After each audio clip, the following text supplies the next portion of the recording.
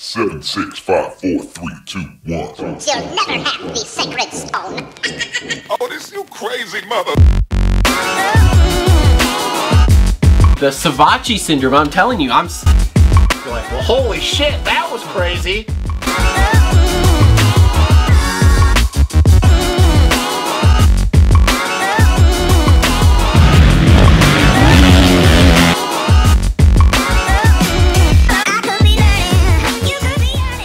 What is up, everybody? Welcome to another episode of the Moto Aftermath Show presented by TLR Coatings and Liat Protection Devices. We are here. I am still obviously not back in studio. We are wrapping up round 9, which is Atlanta. Gives us our first East-West shootout. Another 450 race. If you want to help us out, please make sure to give us a thumbs up on the video, like, subscribe, and comment down below. Make sure to follow us on all the social medias, Instagram, Twitter, Facebook, at the bottom of the screen. We're on all of those under at the Moto Aftermath Show. And if you want to support us, there's Amazon links in the description below. There is Teespring links to buy a t-shirt in the description below. Or you can support us by just donating on Patreon, and we'll send you something once you donate on there. So anyway, we're gonna wrap up, like I said, wrap up the Atlanta round. I won't take too much time here. We're gonna do Skype calls with Cole and Justin here to get their thoughts on it. So we will give them a call here and get going. Thanks for watching and enjoy. Okay, so now as promised here, we have on the phone, first up, our regular co-host, former mechanic, former rider, hung it up, and now he is sick as a dog, but he's still here with us. Justin, say what's up to everybody. What's up, guys? Yeah, you sound sick. I know, man. It sucks. I blame Paul Brule. You should probably... Okay. Were you like making out with him or what? No, we were all hanging out at Matt's last night, and he was super sick, and yeah, I don't think I believed how sick he was, and I think being around him, I got sick. So Good. Yeah, that's his fault. I'm blaming him. Good job, bud. That's a good... Hold up. What? I'm glad I was invited. I'm not the one who makes the rules, bro.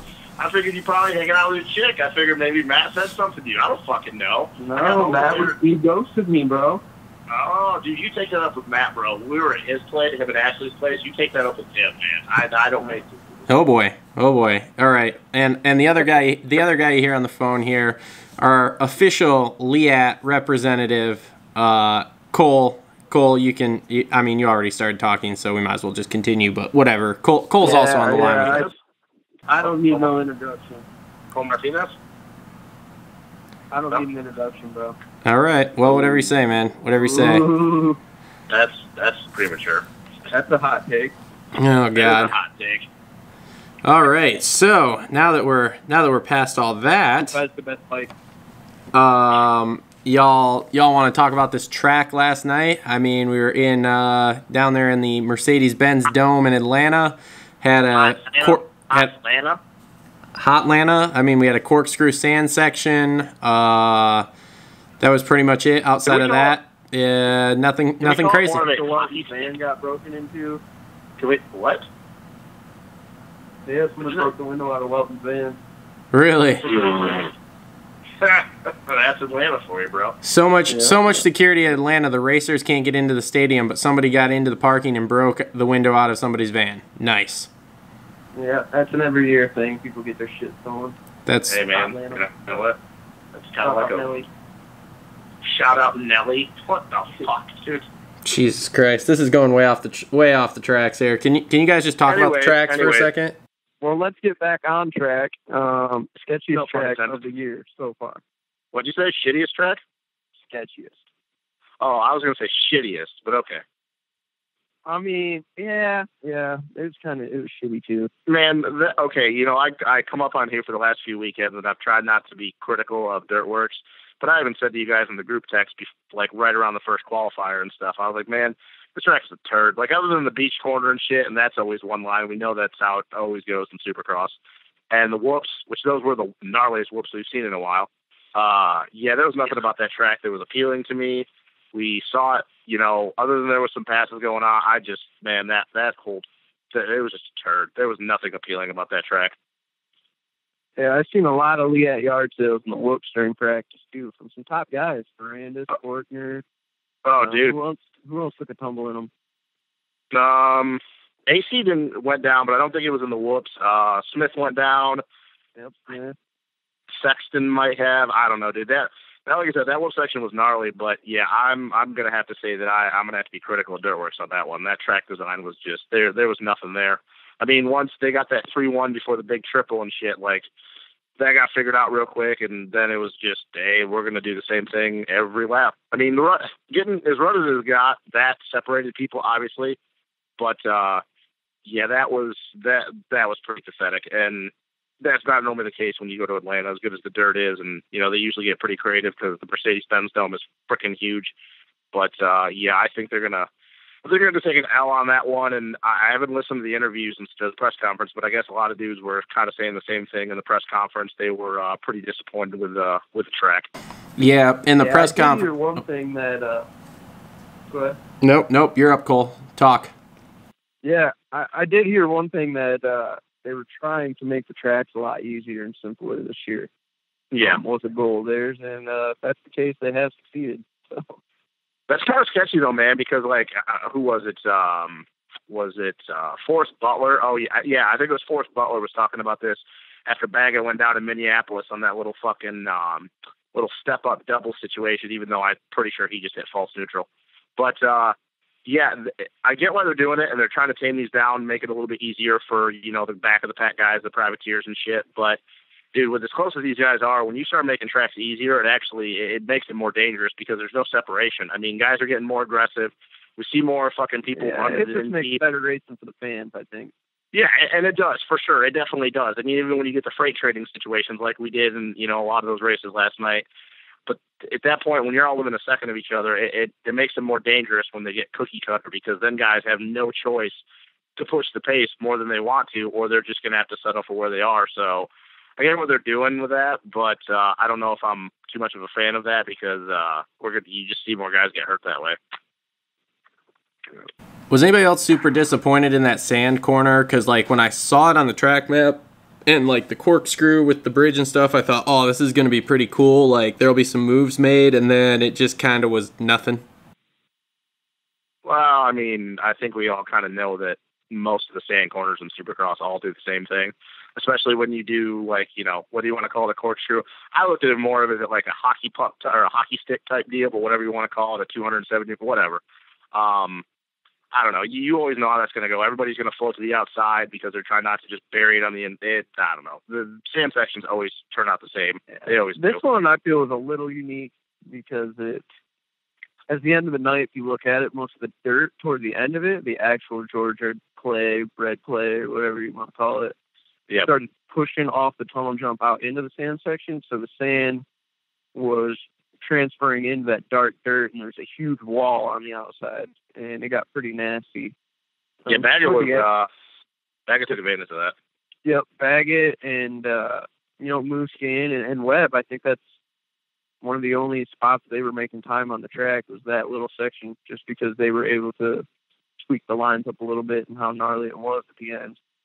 Yep. Those guys are creative with their line selection, more outdoor-oriented guys, and it showed. Well, now we go to a track this coming weekend where nobody can bitch about being one-lined. Yeah, it depends on the design. One year it was just inside. Have you seen the design? It looks actually pretty gnarly this year. No, I haven't seen it yet. I will be live. I will be there. Well, yeah. Well, the weather's going to be good, so good for you. Great. Take your camera. I'm ready to get out of fucking Michigan. Take your camera. Report for the Moto Aftermath show, bro. I will. You got my credential? Yep. It'll be waiting at will call. Sounds good. All right. Anything else about this Atlanta track before we jump into this? Nah, I'm good. All right. I like the looks. I will say that. Yeah, they were gnarly for sure. So, all right, cool boys. Let's jump into this. Let's jump into this 250 class then. So.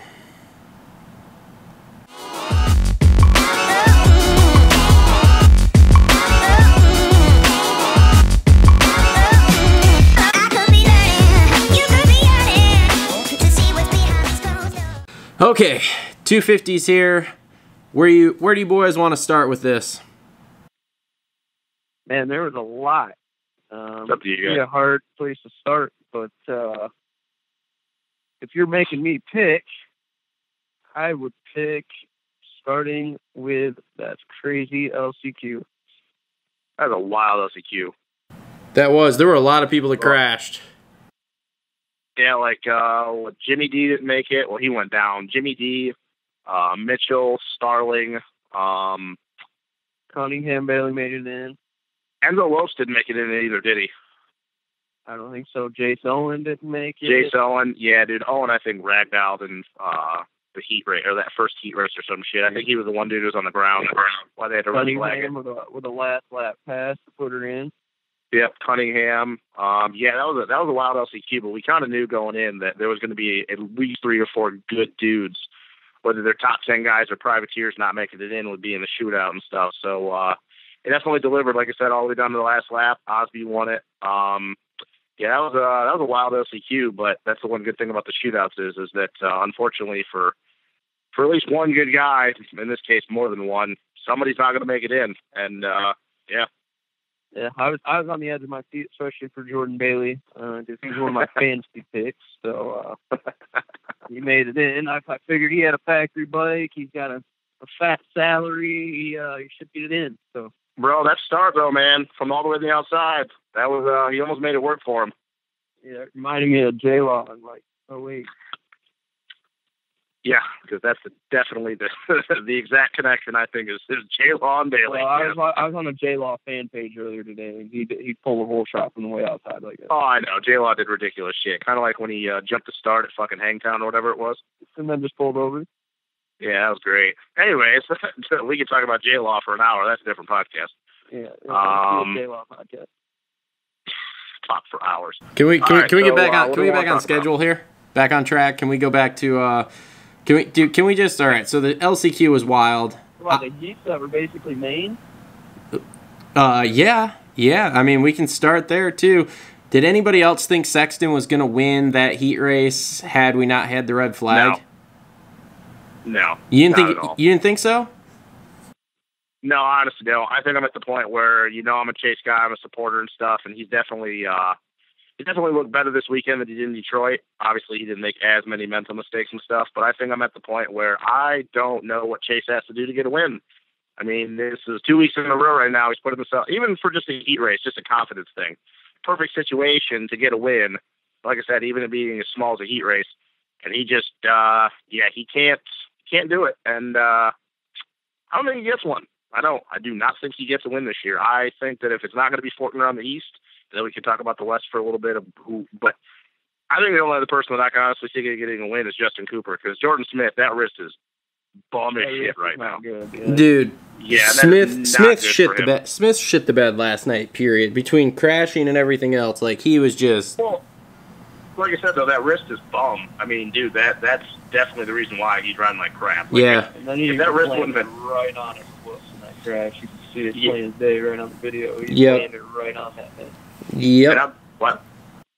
Oh, one last thing I'll think about Smith is, I'll tell you this: if I'm him and I go and I shit the bed again this weekend at Daytona, which we know if his wrist is bum, it's going to be even worse.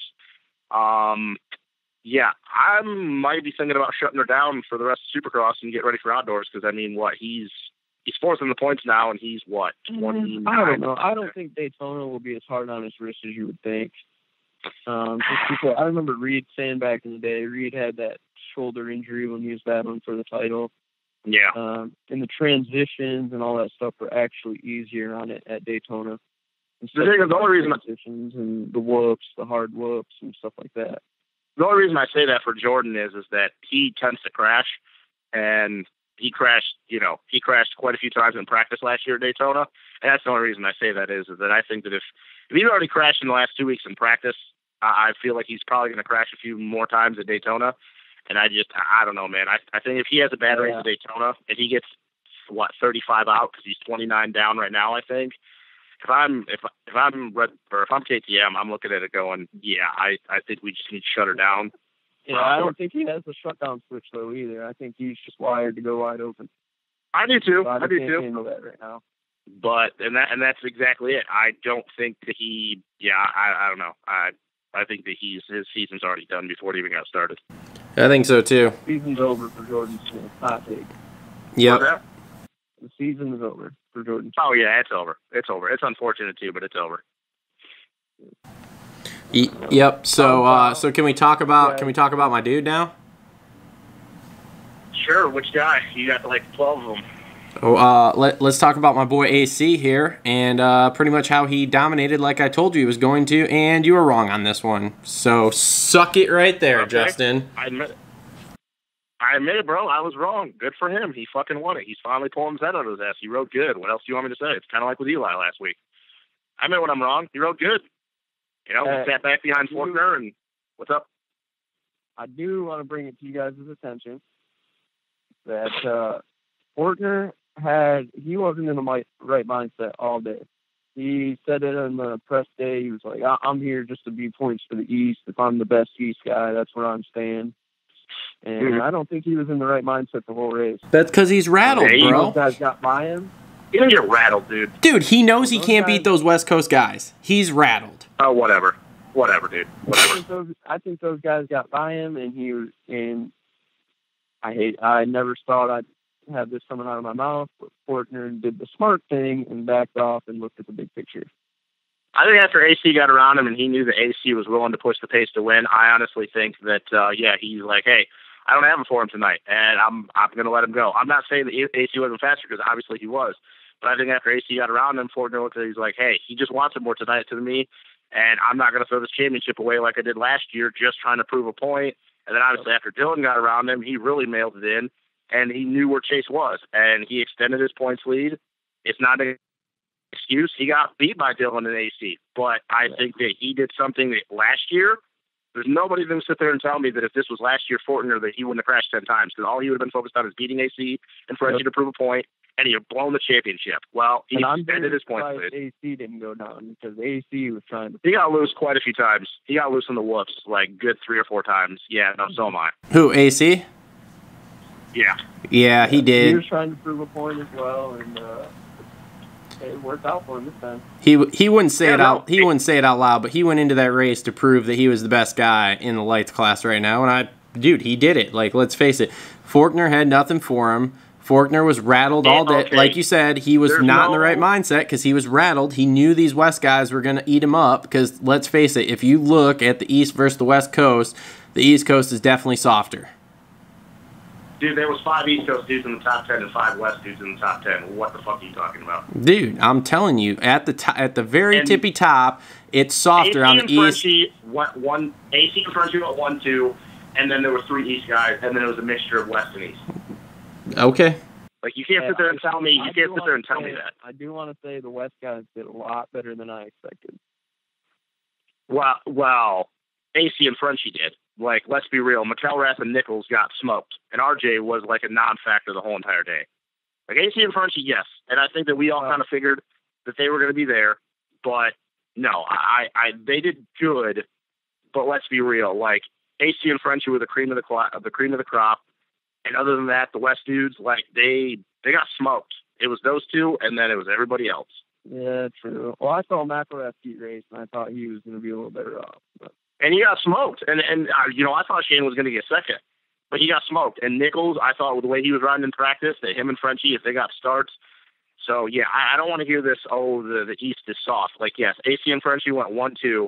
But if you look at the rest of it, there's no, literally facts prove that statement is wrong. Like, that's not true at all. Now, if the West dudes would have, like, 6 dudes in the top 10 or 7, then fine, you could make that statement. But Cooper was in there, Davalos was in there, Sexton was in there, Fortner was in there. I mean, no, dude, that's completely false. That is completely false. Jacob Hayes was up in there for a while. I don't know what happened to him. You think he just went out? I don't know. I don't know. I think he faded to where he was supposed to be as far as like what we've seen this year. Like, he's a top 5 dude, but when in the West, but when you mix the East and the West together, I mean, obviously, like you're saying, we have a good mixture of East and West guys through the top 10. They're 5-5, so he was 11th. So, I mean, he basically got right where he should have been, in my opinion. So, And then you also got to think about that the East was down a guy in Mitchell Oldenburg. Oldenburg didn't even race last night. Is he hurt again? No, I don't know because he rode free practice and nobody said anything about him crashing, so he might have got hurt. I don't know if that happened, whatever. But you got to think, like, Mitchell Oldenburg, East is down one dude.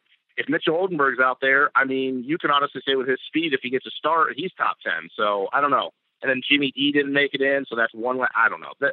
I think that AC and Frenchie proved last night that they were the fastest on that night. But I think this whole one coast is better than the other. I think that what last night proved, it's pretty freaking even. Okay, so what if we go to Vegas then on the next shootout and AC and Ferendis fucking dominate again? Then what? Okay, so what happens if we go? We can play the what if game, and what if we go to Vegas and they don't? Jeremy Martin in the East dominated the first East-West shootout last year. Okay, so in that case, then you're correct. Like the coasts are pretty even. If that's not the case, and we split all the way down, say we go 5-5 in the top 10 again in Vegas. But if we go to Vegas and you have those two dominate the top two spots again on the podium, I mean, then do we just say that the tippity top of the West Coast was way better than the tip? Because I mean, dude, they didn't just win or they didn't just beat Forkner. Like they dropped him. Like Ferendis was within 4 seconds of AC, and Forkner was 11 seconds back. Like they dropped him, dude. Like they dropped Sexton, they dropped Cooper, they dropped them.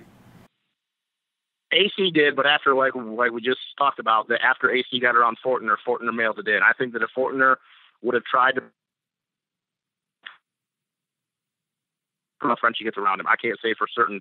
But with the AC thing, yes. But then also you got to think about it. What we just talked about Jordan Smith. Jordan Smith wasn't 100%. So what happens if Jordan Smith comes into last night like he was 100% in Minneapolis? Like I don't believe that the West is deeper than the East. I think that the top two guys in the West are Frenchie and AC, and they proved they were better. But I'm going to sit here and tell you, Sexton, Cooper, Fortner, Smith, Oldenburg. I mean, who do you got? You got McElrath and Nichols and RJ. And other than that, like, let's be real. Like, Mosman was the next best guy.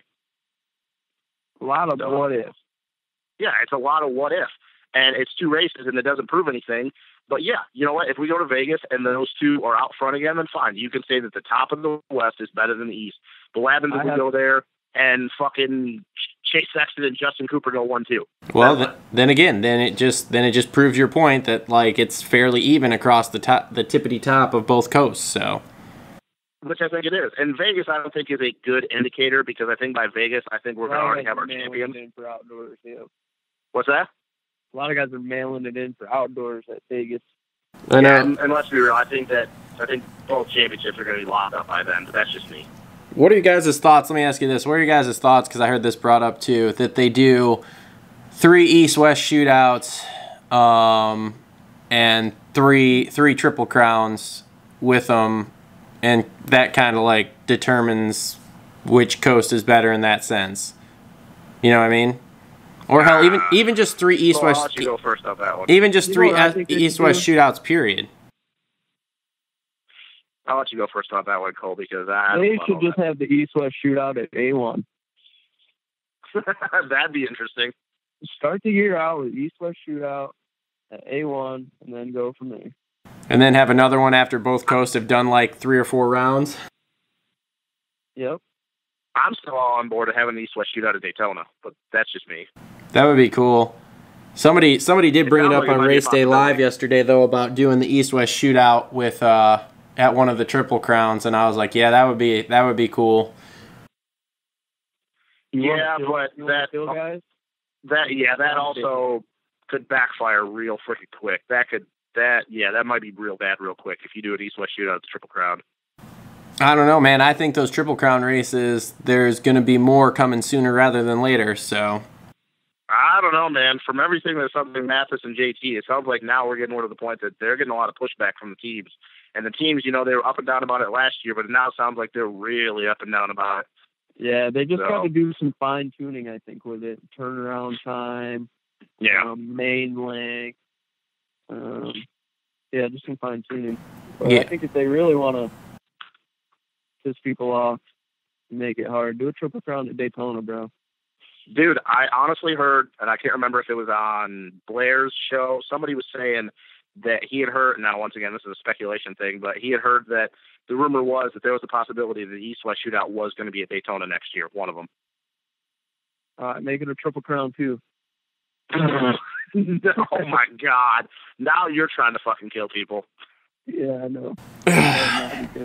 That would not be good. I mean, you'd literally have like 5 dudes left at the end of that third main. Yeah, no shit. All right. But you know, I do want to mention something. What? You guys are ready for it. We're gonna go back to the 250 main. Oh boy. Okay. You guys ready? Sure. I Never. think you are. I'm never ready, but let's go. Let's hear this Liat low-key ride here. We at low key ride. Mm. Those two. Uh-huh. Archer. Yeah, I can see that. You're good. Goes to He who? rode well, he rode solid, and he was about the same spot the whole time. Brandon Hartranft, however. Oh, okay. Yeah. Whatever. Yeah, I 10th. thought you were going to say Mosman, to be honest with you, that ninth. Both of those guys. Mosman is slowly impressing me every freaking time he rides. Yep. Two for this week. We got 2 low key rides. Okay, so I think that kind of summed it up. I mean, I think there's a lot more to talk about in the 450 class. But question. So I think I kind of know what both of you guys are going to say. But after 4 rounds in the East, and what is this, rounds? That would have been 6 for the West. Are we pretty confident that AC and Fortner have these championships wrapped up? Yeah. Like, are we thinking they wrap it up a round early, or what are we thinking? Yeah, it could be. They got pretty big points leads. Okay. One at a time. Cole, go first. How many points is Ferrandis back? 15. 15? And Cooper is 18 back on Fortner. Oh, man. Man, those guys are both so prone to that one devastating race. Okay. Man, I don't know. If all goes how it's going right now, then yeah. Okay, better question then. Because go ahead. But looking back at history, yeah, those guys have make one mistake. They've blown it. They've done something stupid. I think 15 and 18 points is close enough to where if they do have a shitty round, then it's going to get really interesting quick. All right. Well, I know what Travis is going to say about AC, and I think even reluctantly with Fortner, I think he realizes that nobody's close to him. Better question then. Well, let's be real. Like, okay, I'm not talking about AC and Frenchie. I'm talking about people in the East. Like, Fortner's proved now through fucking 4 rounds that nobody's on his level on the East Coast. How many more wins do AC and Fortner get? Because, dude, if, like I told you, if Fortner wins Daytona and AC wins in, what's the next race? Seattle in 2 weeks or 3 weeks or whatever it is. Like, I don't know about AC because I could still see Fortner or Frenchie getting in there, getting a win. But, dude, they just might do the impossible and just win the rest of the races. Like, I think we're at the point now that we can kind of say that we know they're the top guys on both coasts. Like, what do you guys think about that? Do you think I'm, like, being over the top on that? Or is that, you think they win out? Honestly, if Fortner wins Daytona, I think he wins out. As for AC, I think if he wins in Denver, I think the only other race that he possibly could lose it is the Triple Crown in Houston. But other than that, I could see it. I really could. I mean, I think we're at that point, as shitty as it is to say that, I don't know, man. We might see a pro circuit sweep now because I don't know. I'm not. What do you guys think? I'm not as sure on AC winning out. Strictly because you can see the Triple Crown being the issue. Maybe not even that. Maybe he has another one that he isn't feeling so much, and he ends up third or something. Fortner, yes, I will agree with you that I see him pretty much winning out unless, other than maybe Daytona here. Daytona is the place maybe I could see like Sexton or Cooper beating him. But outside of that, yeah, I see him pretty much winning the rest of these out. So, yeah. If he wins, he does the only other thing. Carmichael's the only other person to win every race. Yep. But does he doesn't does he really count at winning every race since he didn't win the shootout here? Yeah, because that's a combined race. Yeah. Okay. All right. Well, then in that case, if you're yes. talking about just East Coast races, because they did the same thing with Carmichael. Yeah. Okay. All right. Well, that's fine then. So yeah. But yeah, no, I think they both pretty much have these titles well in hand here. Oh, it's about time Pro Circuit won. Yeah, they're definitely the favorites. I think they pretty much both have. They are the guys. I'll say this: I think Frenchie has a better shot at winning a main than anybody else on the East has a shot at beating Fortner. I'll just say that. Because I don't know what's going on with McElrath, and Nichols is kind of, he's not hurt and he's not riding bad, but he doesn't look like he has the intensity that he did. And, even though it was a mud race, like Frenchie's only one. As for the East, I don't see anybody beating, like Fortner's put in the bed in enough positions now that he's proved that it doesn't matter what those guys do. Like, he's just better than them. So I think other than the Triple Crown and Daytona this weekend, like the rest of the 250 races might get pretty boring here pretty quickly. Maybe. And I think the issue with Nichols that you touched on, I think this is the first season that he's made it this far in, right? I think maybe he's realized that it's a little harder than maybe what because even outdoors, he usually gets hurt and misses a round or two. I mean, he's still riding good. He's fourth in the points, so I'm not trying to dog him or anything. But like, it's just, he's kind of leveling off a little bit, and maybe he gets one more good ride, But he's probably going to be third and fourth in the points at the end of the season. Yep. So. Very good with it. All right. Well, it's in the 450 class. All right, we're moving on. 450s.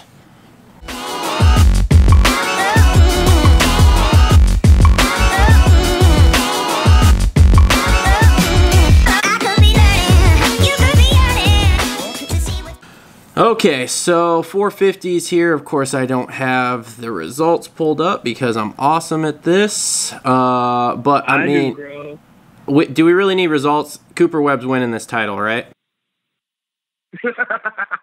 Well, we can't just go right into that. We got to talk about some different things. Okay, hold on. Let me find something juicy here. Let me find something juicy here. Okay. Oh, juiciness? Yeah, let me find something juicy. What do you? Okay, I'll give you guys a juicy choice here. Mike Alessi or Zach Osborne. Can we talk about both? Sure. Let's start with Zach. He was 22nd.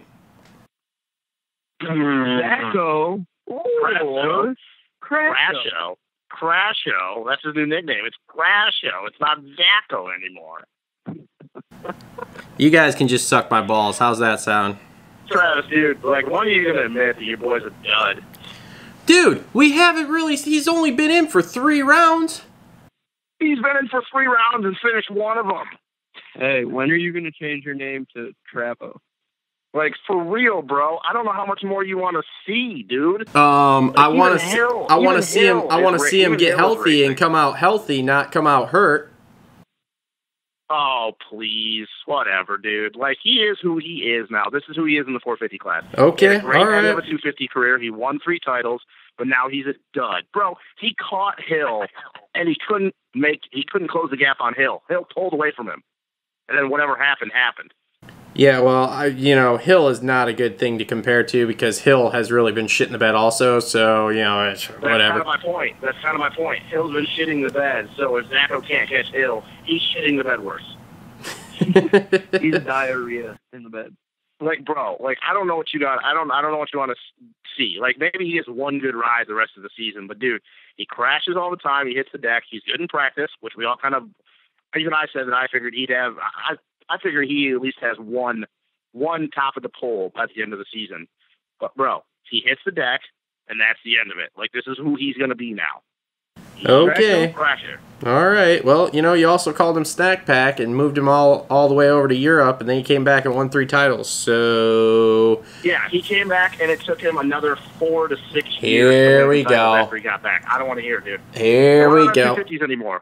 We're not on the. You got to stop using that as an excuse, man. You got to stop using that as an example. Nobody cares anymore what he did in the 250 class. You're in the big boy class now, and your competitors are whooping your ass. All right. Well, that's that guy great. On the 17 Cowie. What? What'd you say? What'd you say? Goal. Putting his big boy pants on. Oh. Yeah, that number 17 Collie that you said, oh, yeah, he's not even going to be close to Zacho. Yeah, no, bro. Zacho's not on his level at all. All right. Whatever you say. So I don't know how much you got to see. Like, if you're just going to be in denial and tell, like, Zacho, you're just going to keep holding on. Like, yeah, man, he might finally turn it around. And we're 2 years down the road. He might finally turn it around. No, dude. This is who he is. He might have one good ride for the rest of the season, but this is who he is. All right. Whatever you say, man. Whatever you say. Let's get off that train. Let's get off that train, and when the train is rolling again, and I'm rubbing your nose in it, then we'll talk more about it. It's not rolling. It's not going to happen. Okay. All right. Okay. All right. Whatever you say. I see that train rolling for one round, but never consistently. Yeah, that's it. It's not going to happen, dude. Just let it go. You got a better shot of JC freaking winning all of outdoors before Zacho proves anything on the 450. I think Ronnie Ford will make a main before this one wins. Yes, exactly. I could completely see that. Okay, sure. Whatever you guys say. All right, let's move on. Michael Alessi, off the couch, 16th.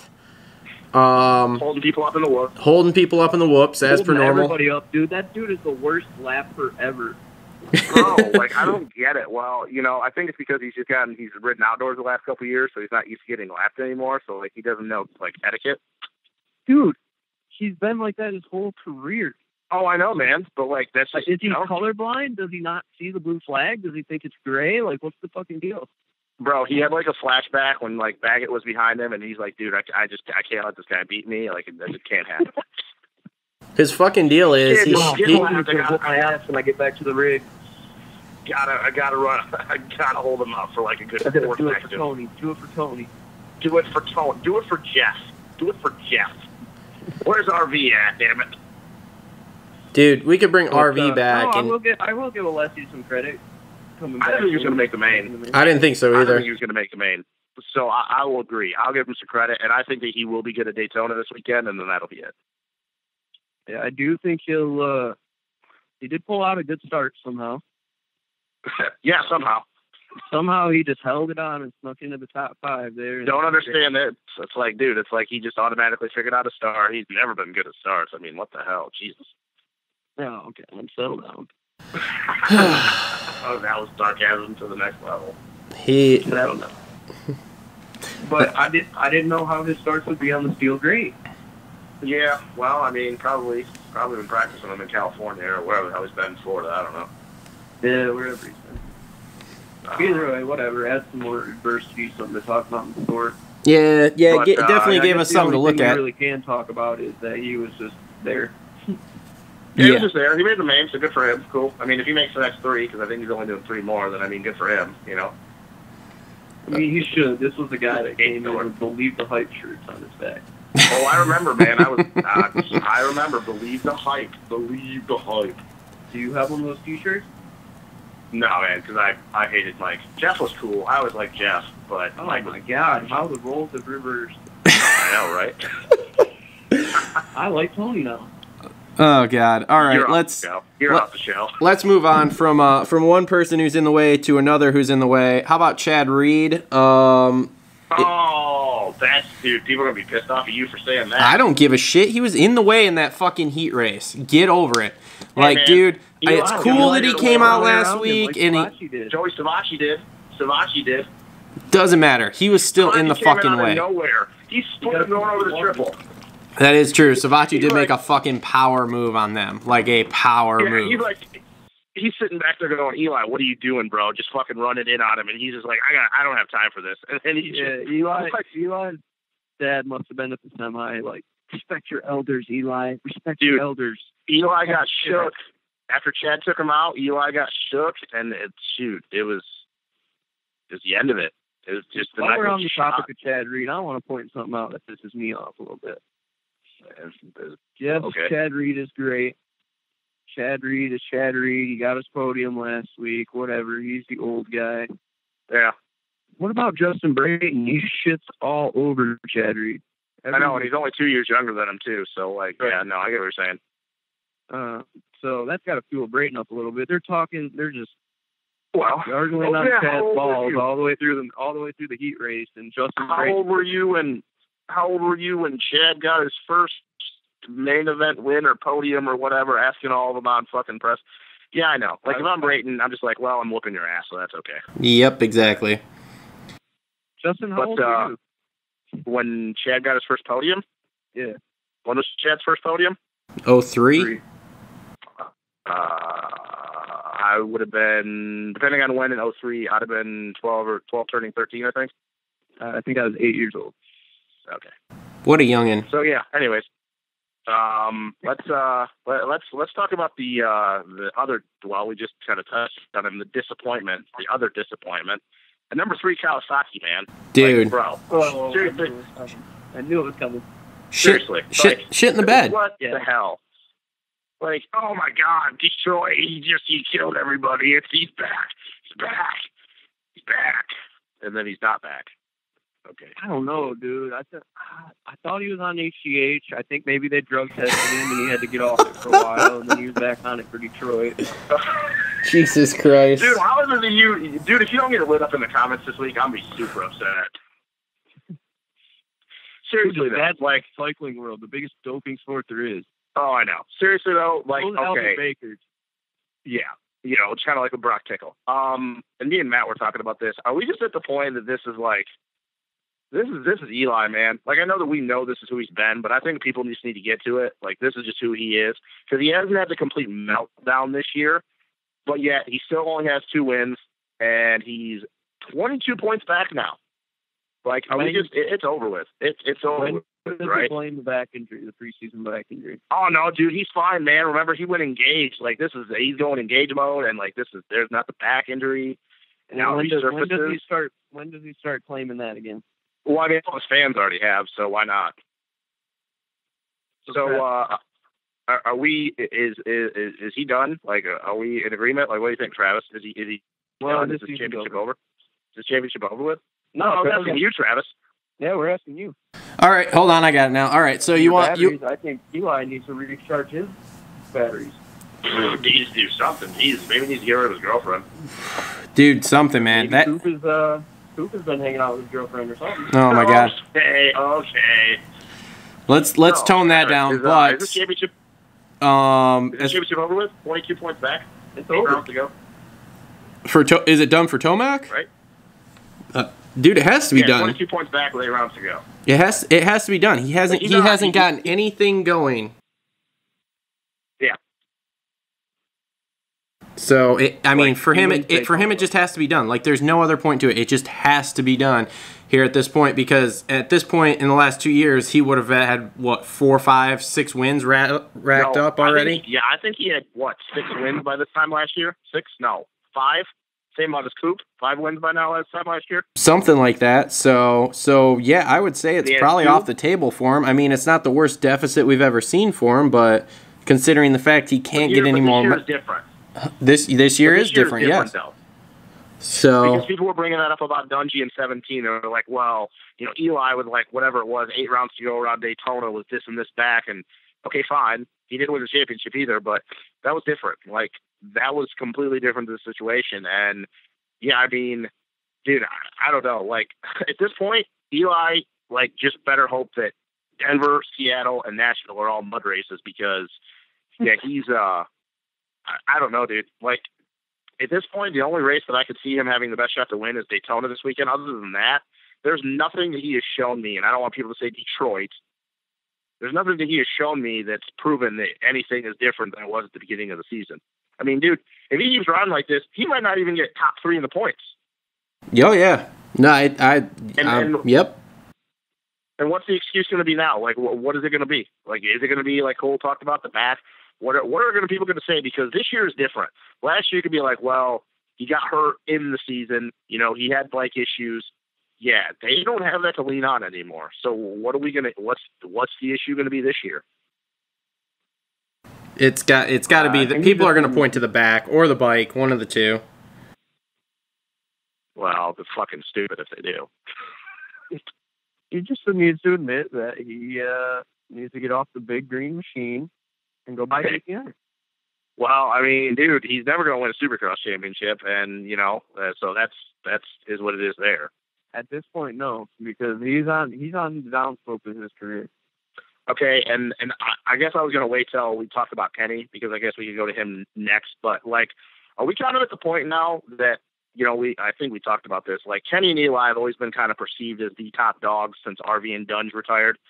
Are we kind of at the point now that, like, even though there's, other than Kenny, but, like, they've won races, they're still up there.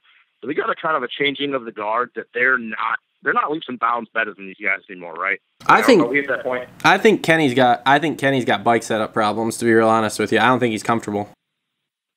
Well, I guess we could get into it.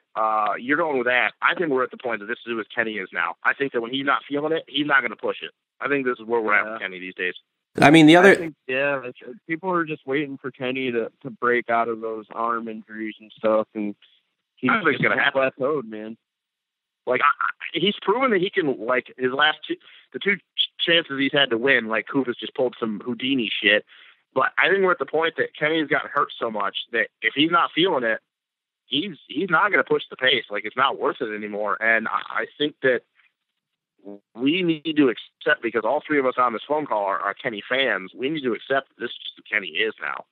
Like, 16 Kenny, as much as I hate to say it, is never coming back. Like, that guy is gone. Like, the ability to win isn't gone, but that whole, Millville 16? Yeah. Full package is not anymore.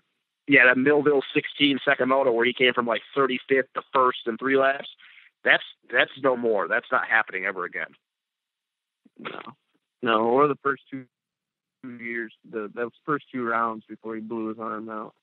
Yeah, like that's just gone. So, like, I know we got 8 rounds to go, but do we think he gets a win? He's got him, man.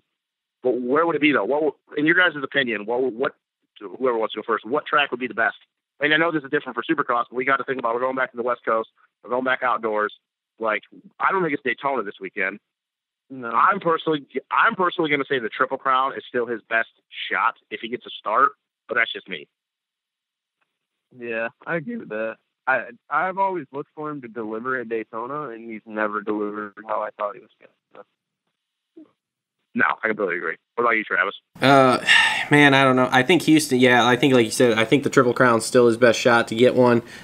But I'm still on the train with him that it's bike setup. I mean, they said it obviously in the practice thing and during the night show that he's got his old suspension guy there with his dad, which again just leads me to believe that, okay, all of a sudden now here we're having bike issues and you don't feel comfy, which we know he was like sick last week for Detroit, so that's why we kind of figured Detroit didn't go great, and the rest of the year has been kind of going okay, but now it's kind of like he's teetering off a little bit, and he's not even like making podiums, so it's like, okay, is the bike really that uncomfortable for you? And then the other thought that keeps crossing my mind is something I think I've heard Weege say multiple times. Is he just like, I just want to make it through the series, get a result, and then we'll come back and we'll try to actually win one, like, the next few years here, The problem with that theory is, though, and I think that I would have thought that last year, the problem with that theory is that, okay, he's only 24, maybe, I think he turns 25 this year, maybe I'm wrong. Yeah. You can't really do that anymore, though, because, like, with this whole resurgence of Coop coming up, Agate finding his form again, Marvin, Eli, whatever, and then these 250 dudes moving up, like, I don't think you can wait on doing that anymore because, like we just talked about, that explosiveness of Kenny, that's gone. Like, so I get and it's kind of like my point, and I think where he is just now mentally, I don't think you can do that because I don't think it's going to get any easier next year. I don't think it's going to be easier because if AC moves up, if McElrath moves up, I don't know who else would be moving up next year. Those are the 2 main names. That ain't going to make it any easier. Like, I'm not saying that those guys are on Kenny's level, but let's be real. That just adds 2 more dudes that could get top 5s. Right. So, like, I think I agree with Weege a little bit, but, dude, like, at some point, he's got to get this done, and I'll go so far as to say, if he doesn't get a win in the next 3 rounds, I don't think he wins. I don't think he gets a win this year. And that would be crazy because I will point out he hasn't been 100% physically, like with the flu and all that kind of stuff too. So I am going to give him the benefit of the doubt here for, maybe 1 more round. Yeah. But if he doesn't return back to form after Daytona, when they go, what's after Daytona, Denver or whatever? It's Indy. Indy's after. Yeah. Oh yeah. I'm going to that. I should know that. But yeah, if he doesn't return to normal form by that time, then yeah, I don't see him getting the win. I mean, As and much as I hate to say it because I like Kenny, but yep. I just got to be a realist instead of a guardler. Can we all be kind of? Do we all believe that if AP does a nice front end at each corner, that he doesn't even get around AP last night? Oh yeah, no. If AP doesn't crash, right, Kenny's 5th place. The low-key rise AP? Yes. Dude, he rode good. That was the first time it looked like 250 Aaron Plessinger from last year. Yep. Yes. Dude, his look speed was good, which we know. But yeah, no, he looked good. Yep. He did look good. He did look good. And I think lap times here too. Yeah. Coop obliterated everybody. Coop ran 47.4, Yep. 47.6 for Baggett, 47.5 for Mooskin, a 48.1 for Ken. And Eli was a 48.3. Eli was a 48.3. 48.4. 48. So he was a second off Coop's fastest lap time. Right, and then Ken Roczen, man, 48 still squeezed in a 4th. So looking at his lap times, he wouldn't have got around Plessinger, I don't think, just based off lap time.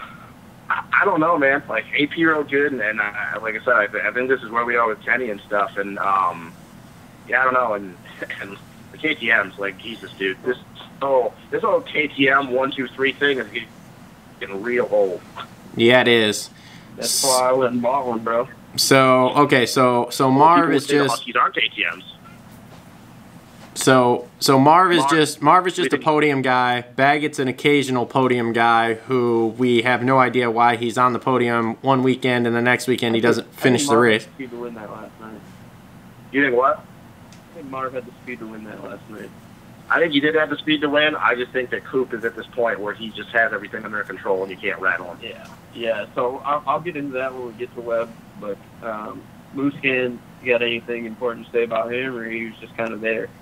I think that Marv is slowly getting better, in my opinion, and I think Daytona will be pretty good.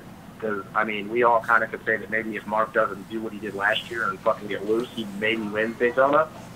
But, I mean, Marv, I think he can... Okay, I'll say this, and it just pains me to say this. I'd give Marv a better shot at getting a win this year for the rest of the year than I do Kenny. And that is super sad for me to say. I don't disagree with you. That's on point. Yeah, exactly. So it's kind of like, yeah, at least with Marv, he looks like there's intensity there. With Kenny, you're just kind of like waiting and waiting and waiting, and it just never happens. Yep. Okay, let's just since we're going a little longer than I wanted to here, let's just wrap this up here with Webb. Webb's winning this title here. Yeah, nobody's on his level right now. Let's be real. Yeah, I do want to point something out about Webb that I thought was impressive.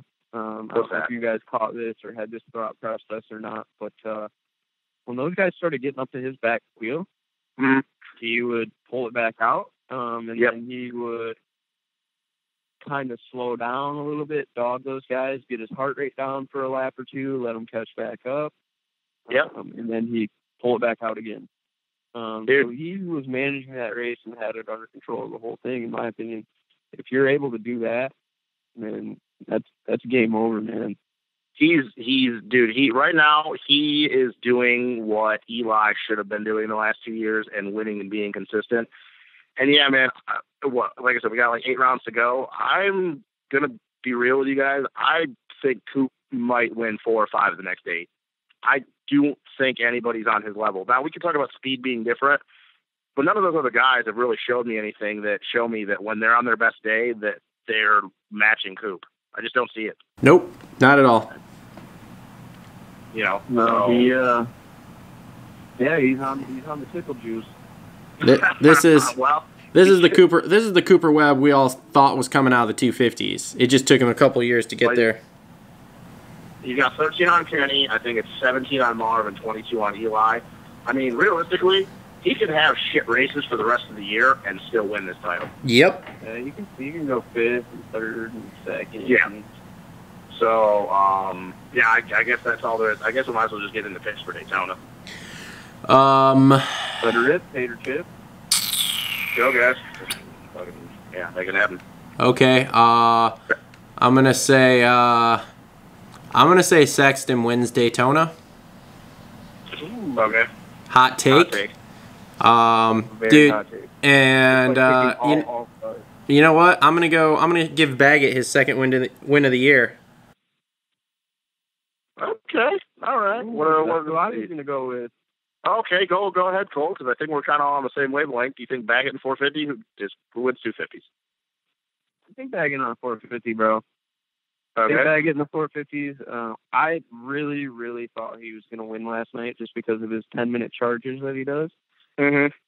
And I texted you guys that. I said Baggett is winning this race, and I ate crow. I look like an idiot. But Daytona, I think he can. Man, it's just with this new Webb. I don't know. It's all unpredictable with this new Webb. We haven't seen Webb run good at Daytona ever. It's all. Webb might get the whole shot though. It's just Gap. Who's that? Webb might just get the whole shot, bro. And Gap though. Yeah, Webb or Tomac. You can't count him out at Daytona. I'm at the point right now that I can't. I don't have any. I know it pains me not to say Tomac, but I just can't right now. Oh, okay. Well, So go ahead. I'm gonna go Baggett, and then my 250 pick. Just out of spite for Fortner because I don't like the guy. Justin Cooper. I can see that. I'm just gonna go Fortner and Baggett. I think Fortner is the top of the class, and I think that Baggett, I think he gets his second win this year because I've called him to win Daytona like 2 years in a row, and now it's different. He's he's got a little bit of resurgence going on. I think that's going to fit him. Now I will say this: I think that we all kind of know that Eli is probably going to be the consensus pick for this weekend. I don't care how good Eli is at Daytona. I think with the way Coop and Baggett is riding, can't really talk about Marvin Kenny. I don't think Eli is going to be able to. I think he thinks he can come from like 15th, kind of like he did last year, and he almost won it. I don't think he can do that. I don't think he does that because I think that if Coop and Baggett get a start, I think they pull away from everybody. Yeah, I do want you guys to keep your eye on one guy. He always does kind of decent in Daytona. I'm just thinking of when he came out as a rookie ride on the 22 Motorsports Cowie. Oh, Dino? Dean Wilson. He's good at Daytona. I think after seeing what he did at Detroit, and he may not have looked that good on paper for this 8th place this week, but I don't know if his training program and all that, he's starting to peak a little bit. He doesn't have all the other BS to worry about. I'm looking for him to have a breakout ride. I think AP rides good at Daytona. I think AP rides a good Daytona. I think he does. I think he does good there. No, you think AP as well? Yeah, but I will give a shout out, I guess, before we wrap up the show. Look for the Lee, and I'll call it Lee at low key ride before it even happens. The boy Ryan Sipes in that 250 class. Who? Okay. Ryan Sipes, bro. He's racing 250 class this weekend. Ooh, yeah, boy. Dude, look at that 3.5 helmet on him, the 5.5 gear. Oh boy, here we go. Here we go. That top 10. Okay. Sipes is on my fantasy team, stamp it. Oh, for sure, dude. Red Bull KTM 264 Liat Lit Kit. Oh boy. Liat low key ride. Hopefully not a Liat yard sale. All right. Anybody got anything else productive to talk about here before we wrap this up? Tomac goes down by 28 points after this weekend. Okay, Cole. Any last thoughts from you? I'm going to be enjoying the sunshine live and in person. You will. It is super nice down here. Although it's supposed to get colder down here, like I'm down here right now. It's like 87 and sunny, but by Tuesday it's supposed to be like a high of 71. So.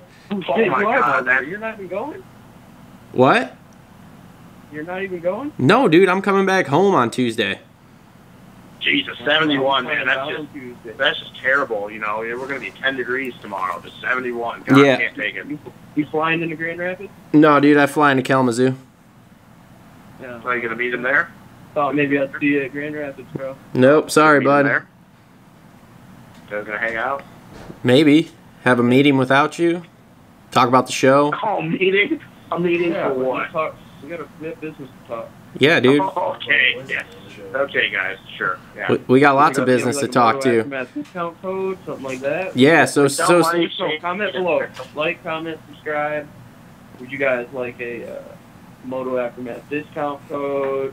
Would you guys? Dean, do you want cold autograph? Dean, do you want cold autograph? Would you like some Justin merch that say who has the best bikes? Yeah, KTM 85.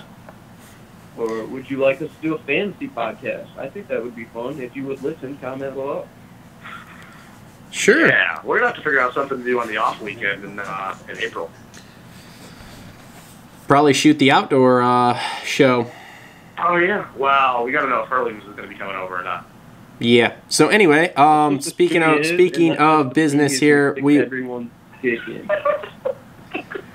All right, that's enough. So speaking of business here, like Cole said, make sure to like, comment, and subscribe down below. We need about another 170 subscribers to get to that 1,000 mark. Once we reach that 1,000 mark, there will be a giveaway. So make sure you keep tuning in to find that out. Again, follow us on all the major social media networks: Twitter, Instagram, Facebook. And then you can watch us on here, Facebook, listen on iTunes or SoundCloud if you want to, and we will see everyone next week from we're Daytona next week. So thanks for tuning in, and we'll see you later.